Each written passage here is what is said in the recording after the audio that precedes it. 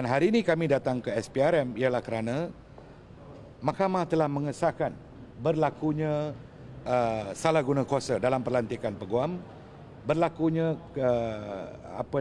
kesalahan melantik peguam. Jadi kita minta SPRM siasat mengikut laporan Mahkamah.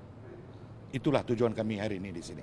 Sebab sebagai seorang ahli parlimen yang mempraktiskan undang-undang yang dipersetujukan, kalau dia sendiri membuat kesilapan, bagaimana dengan orang lain?